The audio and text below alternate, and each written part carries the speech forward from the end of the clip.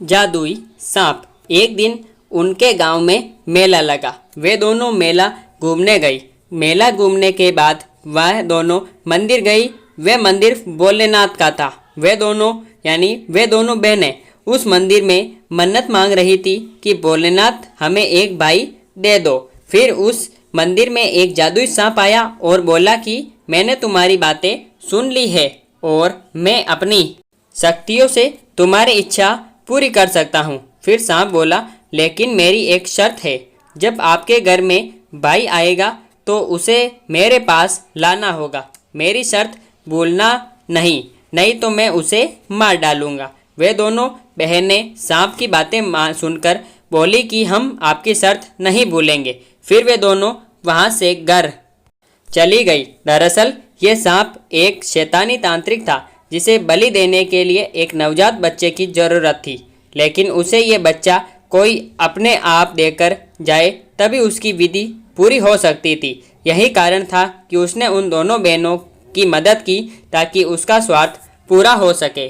फिर कुछ महीनों बाद उन बहनों के घर में भाई हुआ और उनका परिवार बहुत खुश हो गया। और उन दोनों ने जो सांप को वचन दिया था वे दोनों उस वचन को भूल गई। कई साल बीत गए। फिर उनका भाई बड़ा हुआ और उसकी शादी तय हुई। फिर एक दिन बड़ी बहन के सपने में सांप आया और उसे बोला कि तुमने मेरी शर्त को भुला के अच्छा नहीं किया, अब मैं तुम्हारे भाई को मार डालूंगा। फिर वह बोली कि तुम मेरे भाई को कैसे मारोगे? सांप बोला कि तेरा भाई जब बारात लेकर दरवाजे पर आएगा तो मैं उससे उधर मार डालूंगा। अगले दिन बड़ी बहन का मन किसी भी काम में नहीं लग रहा था।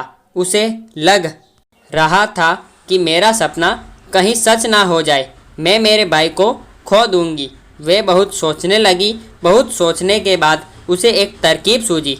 उसके भाई की बारात दरवाजे पर आई तब उसने उसके दोनों हाथों में एक एक मटका लिया और उन मटकी में आग लगाई और अपने भाई के सिर के पास मटका लेकर खड़ी रही। फिर वो शैतानी तांत्रिक सांप के रूप में जैसे ही उसके भाई को मारने आया तो वह उस आग के मटके में गिर गया और जलकर मर गया। कहानी से सीखने वाली कुछ महत्वपूर्ण बातें। बात नंबर 1, हमेशा किसी को वचन देने से पहले सोचो कि आप उसे निभा पाओगे या नहीं। ऐसे वादे मत करो जिन्हें पूरा न कर सको। बात नंबर 2, किसी ऐसे व्यक्ति से किसी तरह की मदद ना लो जो बदले में आपसे आपकी प्रिय वस्तु मांग ले। बात नंबर 3, गलती से किसी मुसीबत में पड़ जाओ तो उसका डटकर सामना करो।